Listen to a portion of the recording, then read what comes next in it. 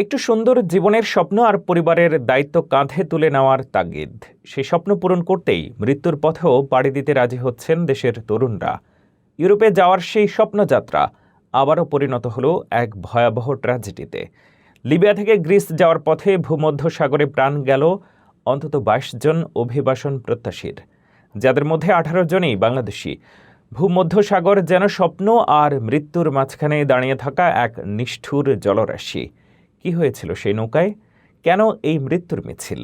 বিস্তারিত জানুন প্রতিবেদনে।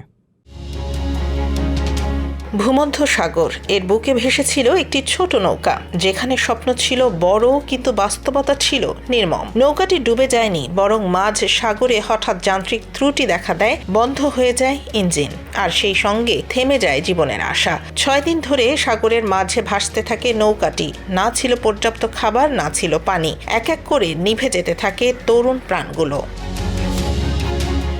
দেশের তরুণদের চোখে ইউরোপ মানেই স্বপ্নের দেশ, কিন্তু সেই স্বপ্নের পথেই লুকিয়ে আছে দালালদের ভয়ঙ্কর প্রলোভন। স্বপ্ন দেখানো হয় বড় জাহাজের, নিরাপদ যাত্রার, ইউরোপে পৌঁছে সচ্ছল জীবনের, কিন্তু বাস্তবতা ছোট নৌকা, ঝুঁকিপূর্ণ পথ আর মৃত্যুর মুখে ঠেলে দেয়া হয় নিরীহ তরুণদের। এই দালাল চক্রই বারবার স্বপ্নকে পরিণত করছে লাশের মিছিলে।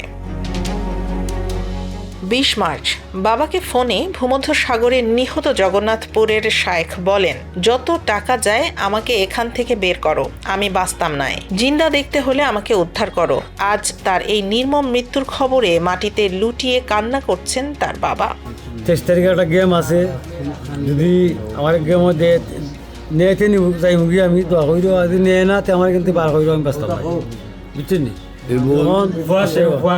বুঝছেন?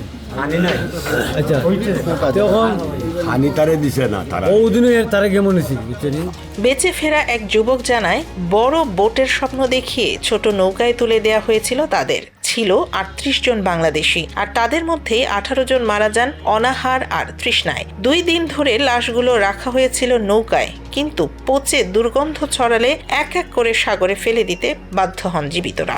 অবশেষে ক্রিট দ্বীপের কাছে উদ্ধার করা হয় ২৬ জনকে। তাদের মধ্যে ২১ জনই বাংলাদেশি, কিন্তু অনেকেই তখন মৃত্যুর সঙ্গে লড়ছে হাসপাতালে।